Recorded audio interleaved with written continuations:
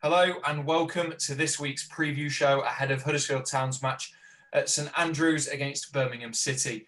I'm delighted to be joined by Huddersfield Town centre-back Richard Stearman, former Birmingham City centre-back Roger Johnson, obviously a former teammate of Richard Stearman's as well, and of course Stephen Chicken from the Huddersfield Examiner. How are you all? You all okay? Thank you. Good, thank you. Good. Excellent. Roger, I'll start with you. Obviously, you played with Steers back in the day. Has he changed much as a defender since then? He's got older and slower, as we all do. No, look, me and Steers were together at Wolves, clearly. Bit of a tough time for me personally within that period, but no, we did start a few games together. We labelled ourselves as I'm not sure if I'm allowed to say it, but yeah, we had a little nickname for ourselves when we were starting together. Yeah, I mean, me and Steers didn't really get enough, did we, Rich? We didn't get enough games together, really. Not a lot, did we? Not loads, but it was a tough spell for the club at the time. But we've stayed good friends since and live in close proximity. Steers as a player, look, he's been to a few good clubs after Wolves, done well, and got his moves through his own performances. So, and thankfully, it's still going for him now at Huddersfield. Yeah, absolutely. Steers, you said still good mates now. Don't live too far away from each other. Yeah, at the time, I think we had a squad that got on very well and have all sort of settled in a similar area. Roger, obviously, being one of those pals, and we've stayed in contact and done our coaching badges together. Play a bit of golf when we get the chance, and yeah, it's good to see him. Roger, you've obviously been covering a few Birmingham City games this year. What's changed under Aitor Karanka?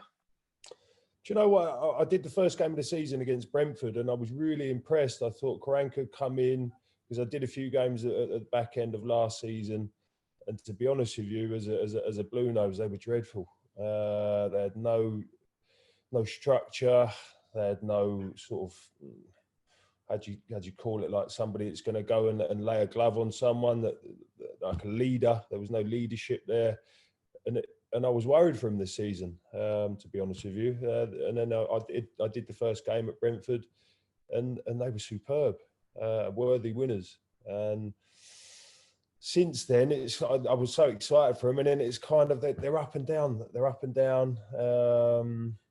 When I covered the Sheffield Wednesday game a couple of weeks ago, and they lost 1-0 due to a penalty, and I was disappointed. Really disappointed from how they started in the first game to how I witnessed them sort of 5 weeks later. It was like two different teams. I still think Karanka is trying to find his best team, looking at team sheets, that he's changing it a lot. Formation, he's not really sure from what I can gather how to play it, whether it be a 4 or a 5 at the back. So I think it's testing times. He's just sort of trying to find out. My view on it, he's just trying to find out his best team at the moment. And Steve, obviously, he's only been at Birmingham since the start of this season. It'll be similar to Huddersfield Town in that aspect, where it's a process, isn't it? It'll take some time, having a shorter pre-season, obviously this summer, for him to know his best starting 11 and to get his style of play across. Yeah, you would think so. Although obviously a complete, almost opposite style of play. We know that Aitor Karanka is a former, used to work under Jose Mourinho, came highly recommended by Mourinho, and you can see from the stats he likes his teams to stay tight, and that's been the case wherever he's been, whether that was Middlesbrough, Forest, or now at Birmingham. And they've got the best defensive record outside the top 3. And I know that when Carlos came into the club this summer, the first thing he did was work on the defensive shape, and I'm sure Aitor Karanka would have been no different in that regard, and I'm sure that'll be sort of the big emphasis for him over his first few months. Yeah, absolutely. And Steers, obviously, they've got 7 points from 7 games this season, not one since the opening day. How much does recent form play on the minds of yourself and the coaching staff leading up to this game? Yeah, it can do. Winning obviously breeds confidence. With Blues not picking up a win since the opening day, that might be playing on their mind. They've obviously drawn a lot of games, and they'll be hoping to turn those into wins. Yeah, absolutely. And Roger, you mentioned obviously Aita Karanka coming in, trying to develop. Not really sure what his best starting 11 is yet, but he's had some attacking options missing in recent weeks as well, hasn't he? Yeah. Getting those players back in will help. It's massive. I think he's the defensive side of it. Although I still think they should have signed another centre back before the window shut. Defensively, I think they're fairly sound. He's got them playing in a way where they're hard to beat and they're hard to break down, and they're not conceding a huge amount of goals. The problem now is the other end. Djukovic is massive for them. He didn't play against Sheffield Wednesday, and you could see it. It was just Hogan was up front on his own sometimes. Bodies weren't getting forward. They played a 4-2-3-1. And that formation, you should be getting so many bodies forward when you're in possession. Out of possession, they looked great. They were hard to beat and they were hard to break down. And obviously, it took a penalty to get for the other side to score. But it's going forward, it's a huge concern. I see Duke came off the bench the other day, so maybe he might just go straight back into the starting lineup. And he is huge for them, huge, very underrated on what he does. Aerial on the floor, put his face where it hurts to get you a goal. I'm very fond of him, and I think he's a huge player for Birmingham. He obviously had a spell at Huddersfield Town as well. But Steers, what's he like to play against? He's a player I like, actually. Up against him, he's physical, like Roger says or alludes to. He's almost like that old school target man. He wants to go and head balls. His movement's pretty good. Aerially, he's very, very strong, and I think he is key for them if they're going to start picking up wins. You'll both be able to give us a feeling on this, Steers and Roger. But when you're against a big target man, what do you have to do differently against him to the likes of Scott Hogan? I always liked it. I like the row. I like the tear up. I like going up for aerial duels. That was me as a player, and I enjoyed the fight. The clever ones that drop into the half space and they're 10 yards either in front of you or 10 yards behind you. They're difficult to mark. Me as a player, I always found that I really enjoyed just coming in. Me and you, let's have it. Let's see who comes out on top. Steers? Yeah, I think with the bigger target men types, you can get a bit tighter to them, knowing they're probably not going to spin you in behind. It's much more of a physical me against you, like Roger alludes to. Whereas you see it a lot more these days, players playing in fluid attacks, dropping in, changing positions, whether it be out wide or coming up top, dropping into midfield. So with those old school type strikers, it's much more of sort of a 1v1 battle with a centre half. Although saying that, the way we're sort of setting up defensively, we're pretty man for man all across the back line anyway at the moment. So it's just with those types, it's probably less running if you're paired up against them. It'd be interesting to see if he starts and he's the one, how many bodies they get forward, because that formation, I play it with my boys, and it's so good defensively. But going forward, if you've got them runners, you can allow for 5, 6 maybe getting into the box. So it's a difficult one to mark, and if they are getting bodies forward, which they haven't been of recent weeks, but I think he is vital to that he stays as that one, and even if he drops back into the fake 10 and swaps whoever else is in there, it is a difficult one to mark. So the man for man one with that one is, I'm sure Steers will agree that a lot of Premier League teams do it. To stay with one man is a difficult one against that formation, because you just end up getting dragged all over the place.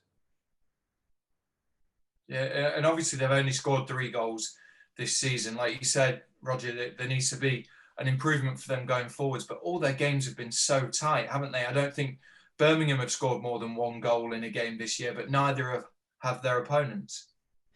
And I go back to it. I think that's what Karanka has brought in. Like last year, I have to go back to it because that's all I can sort of base it on. They were just so open and shipping goals.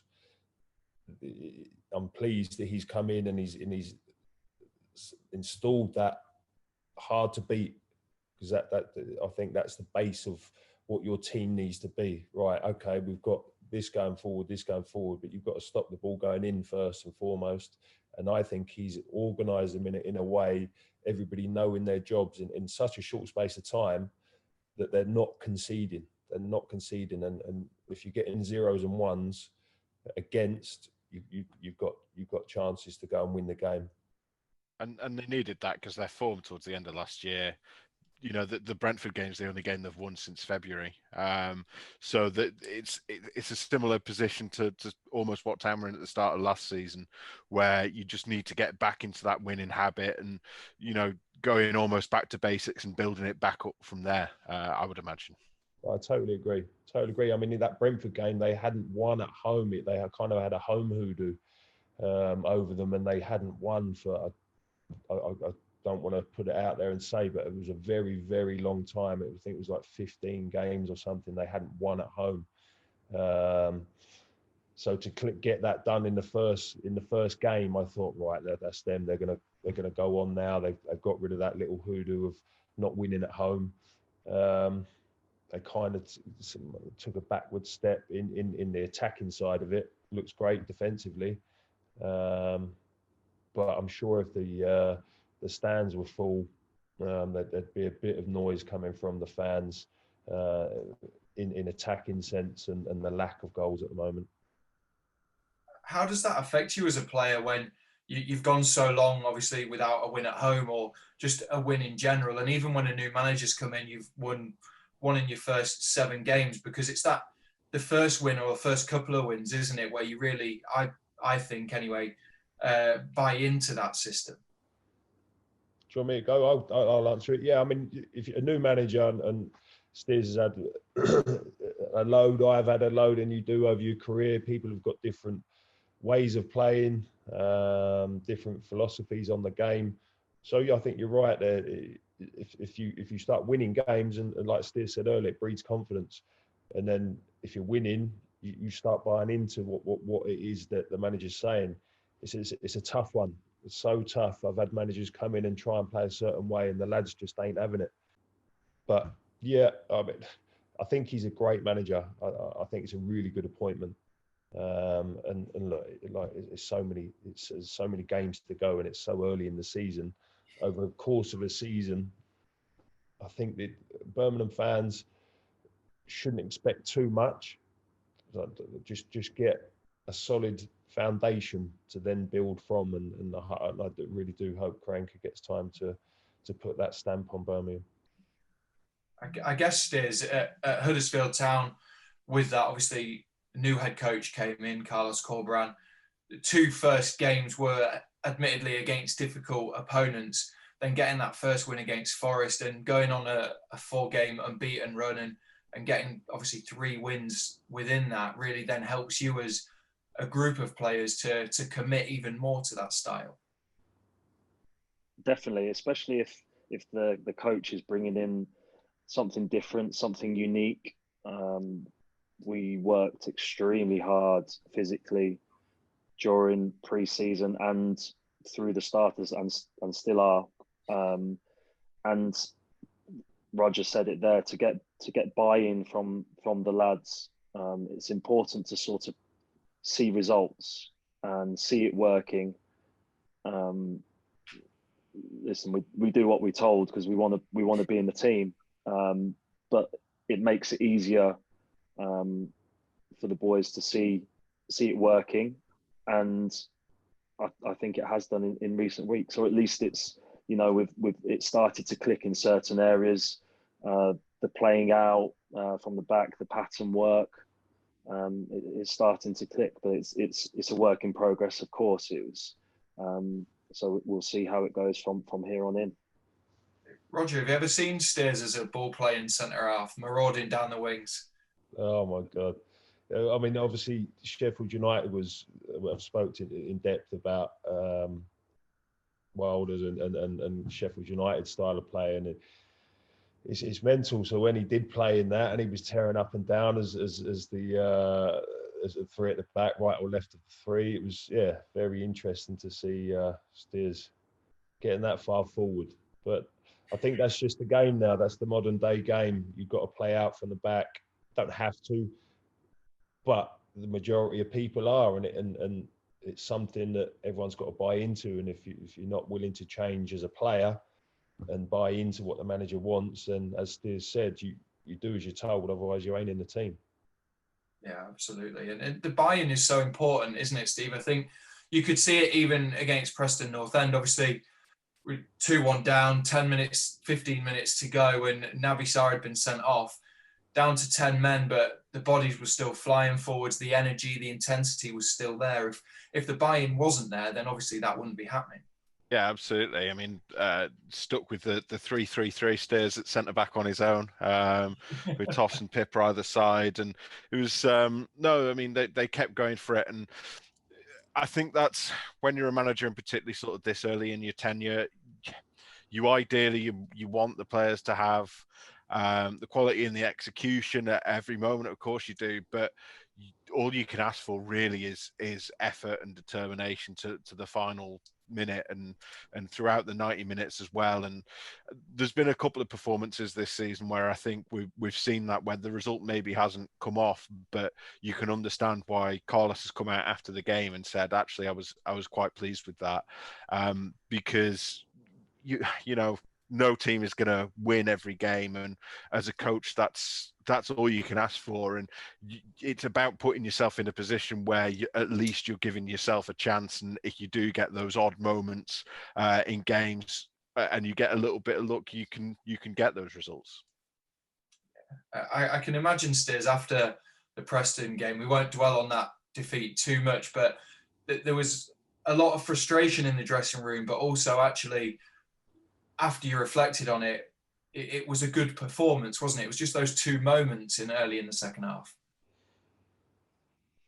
Yeah, exactly that. The overall overriding feeling, obviously we lost, so we're very disappointed. Looking back, reflecting obviously is an important thing, and to see the effort put in, the chances created, maybe going down to 10 men. You know, it was a great team effort. The attacking play, like Steve said, we continued to play despite being down to 10 men, and you know, you wouldn't have thought we were down to 10 men because of how well we did sort of with 10 men. They did obviously have a few chances themselves due to us being a little bit gung-ho and going for it, but that's understandable.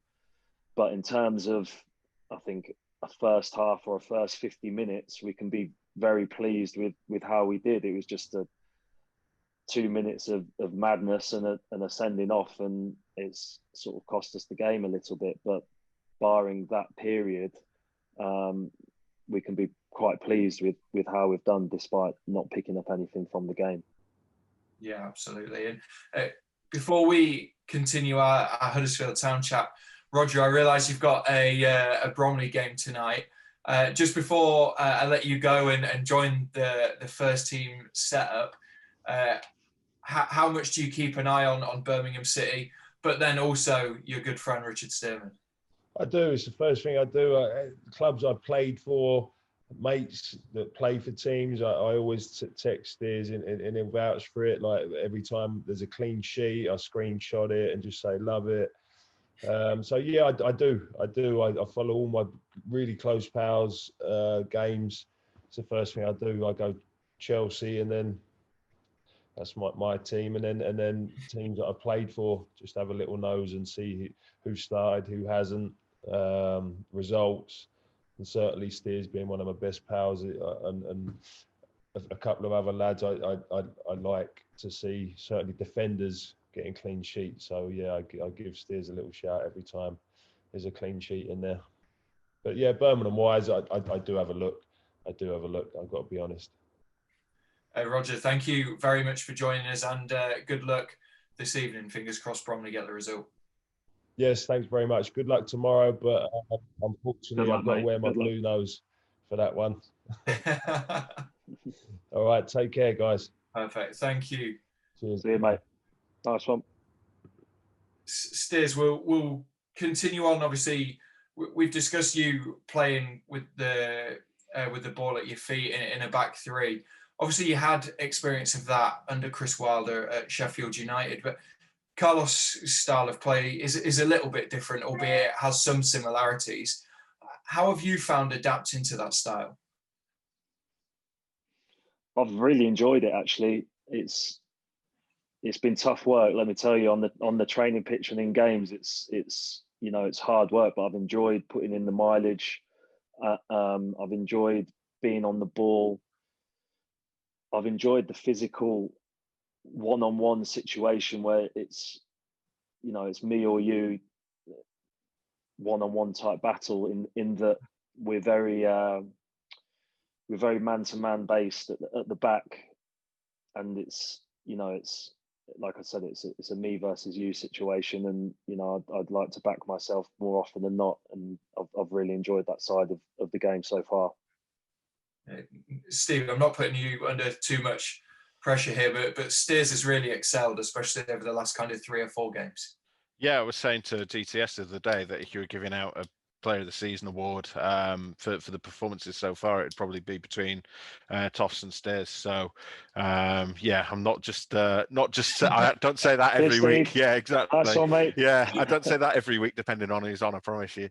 No, I mean, I think it's it's clear to see the effort that you're putting in on the pitch, and I think a lot of people would have sort of looked at that style of play when there were the first couple of pre-season friendlies and thought, is Richard Stearman really going to adapt to this? But I think you've adapted to it really well, and I think we talk a lot about sort of the attacking side of Carlos' style, because that's obviously the biggest difference, I think, when you sort of come into a game as a neutral and you sit down and you look at it and you go, okay, what's going on here? And you see straight away that you've got 10 men in the final third, and it's like, okay, I get this here. But there's a real sort of renewed intensity in the defense as well, and you mentioned that man-to-man and the real battle, and I think it's you can really see that that's paying off, and has created a couple of chances at times as well, where you've caught teams with that press and suddenly launched on the attack and created chances out of it. So it's good to see it coming together. I think it's still obviously not a finished product, but it's not going to be after 2 months and 7 games of a season or whatever it is. So but it's good to see it's coming together. How easy is it to switch in game, Steers, from a 4 at the back to a 3 or a 5, whichever way you want to put it?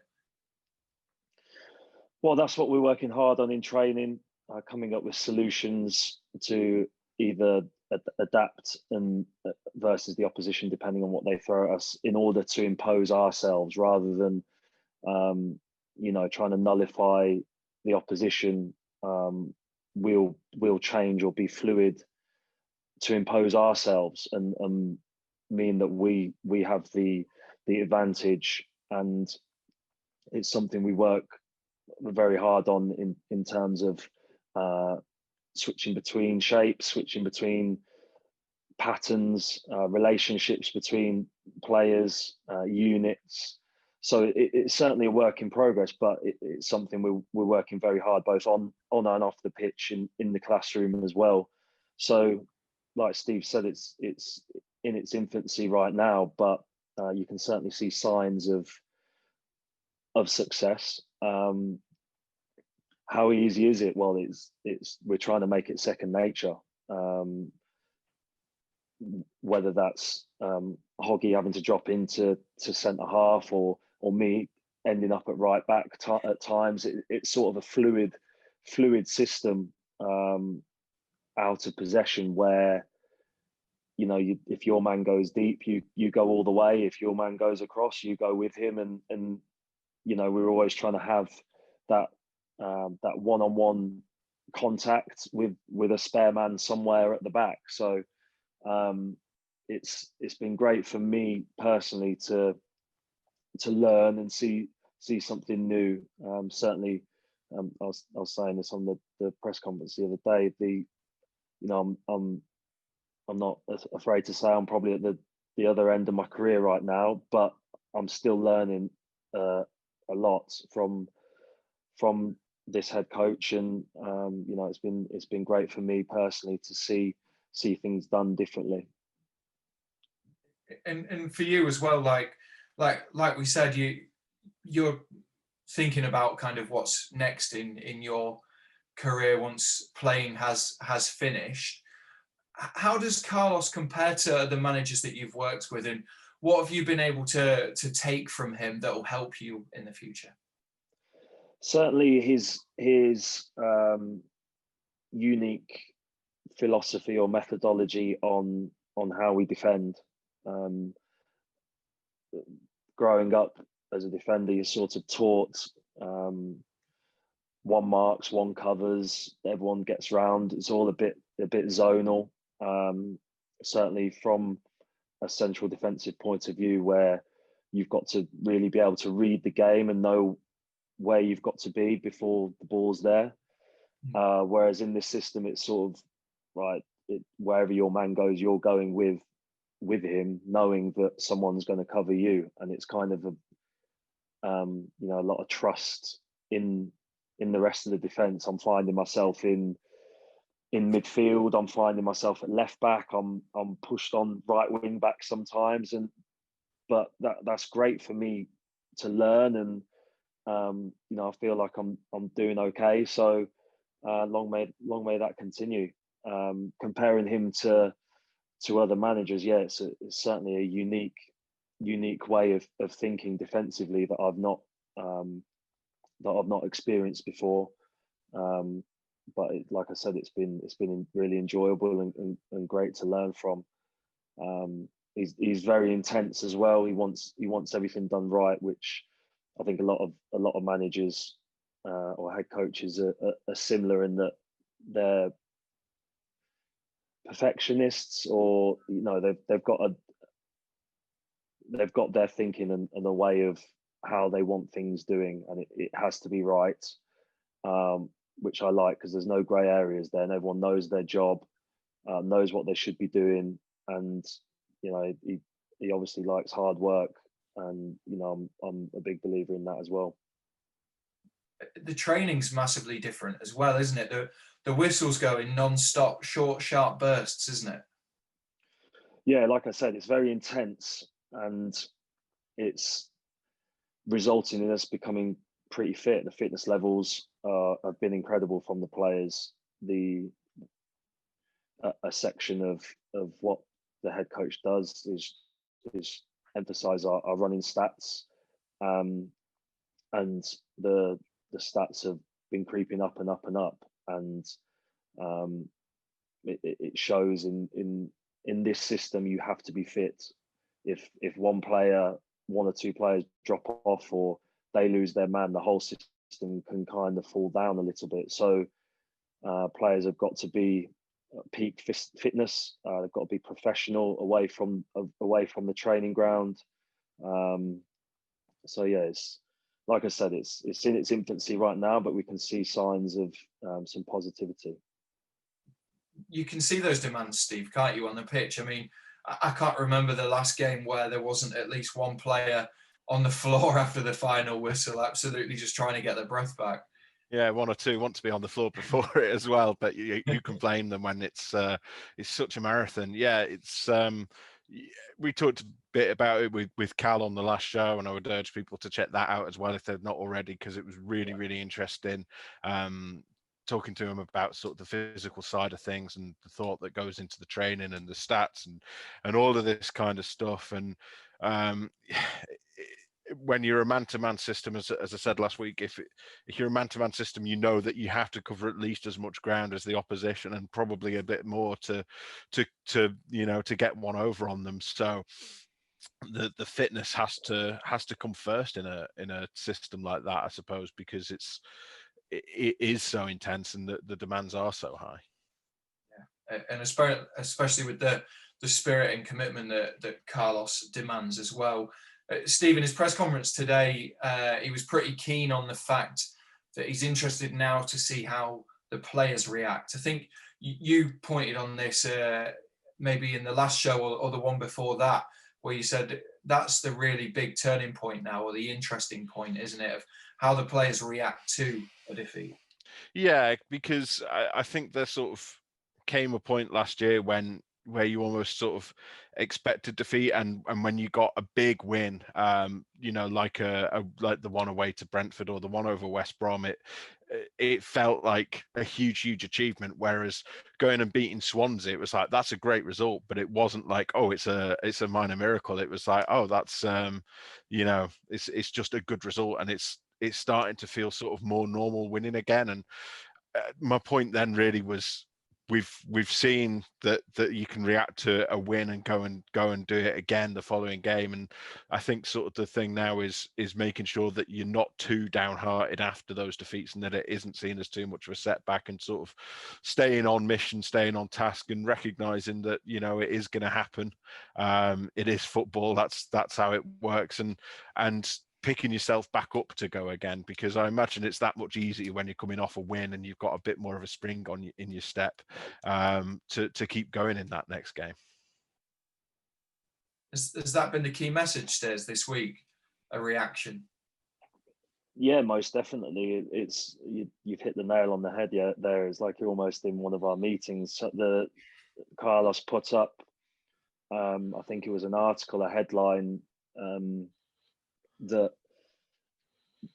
us beating Swansea was a surprise, and we wanted to change that mindset of Huddersfield Town, that winning shouldn't be a surprise, losing should be the surprise, or winning is the norm and losing isn't the norm type thing. So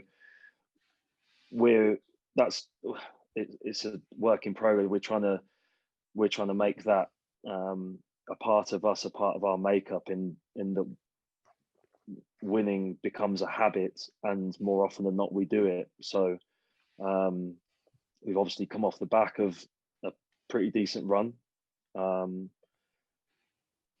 we don't want to get carried away by losing one game, and that's the be all and end all, and it's the end of the world. We go again, and we try to get on another run, and that's the way it's got to be. I think for the fans as well, it's almost, it's been so up and down over the last couple of years that I think it's almost like a balancing out now, which is good to see. And I think in the Championship, any away for any team, any away point is a really good point and really well earned, and will stand you in good stead. And obviously it's 2 away games coming up now, so it's if you end up getting a bit of bad luck and drawing a game you should have won, or whether you get that bit of luck and end up drawing a game you might otherwise have lost, whichever way it goes, it's still a positive, and it's still something that you can build on and go forward. So it's not I keep saying it, but you're not going to win every game, and it's about accepting sometimes that sometimes a point is a positive. Yeah, and then Stairs, obviously you're back in the West Midlands for this one. Obviously being a former Wolves player, living around the area, did you get an extra buzz playing at Birmingham? A little bit. I mean, I just get a buzz being out there and trying to pick up 3 points. It doesn't particularly matter who it's against. But yeah, it's nice to be sort of back in my hometown area, but it makes no difference to me. Whoever's on the opposition, I'm trying to win, and there's no mates out there for me. Once the game's on, I'm doing my best to try and win for my team. So fingers crossed that comes tomorrow night as well. Yeah, fingers crossed. And just finally, Steve, with you, I'm sure a question loads of supporters are wondering: are you going to keep your top on in this game? Yes, I will. Yeah, no, it was great to see. It was a brilliant effort from everyone, and huge thanks to everyone that donated, because it's I know it's made such a huge difference to the Welcome Centre, and hats off to HTSA for organising the whole thing as well, because they deserve an enormous amount of credit. They do so much work sort of throughout the year for multiple causes, and I think sometimes don't always get the recognition they deserve. But you can still donate. If you go to tiny.cc/frozen chicken, you can make a donation on there. Yeah, just for people who haven't seen that, Steve raised over £10,000 for the Fans for Food Banks initiative to help basically people in Huddersfield receive food who are in need. So well done again, Steve, with that. Great work, Steve. Yeah, cheers. Steve, thank you very much for joining us. Huddersfield Town fans, if you're watching this and you want to know how to watch the game, if you're a season card holder, then it is included. So you can just log on to the website and it's included on iFollow HDAFC. The game is also available on the red button on Sky Sports. If you aren't a season card holder and don't have Sky Sports, then you can purchase a match pass. Steve, thank you very much for joining us, and fingers crossed we'll get 3 points.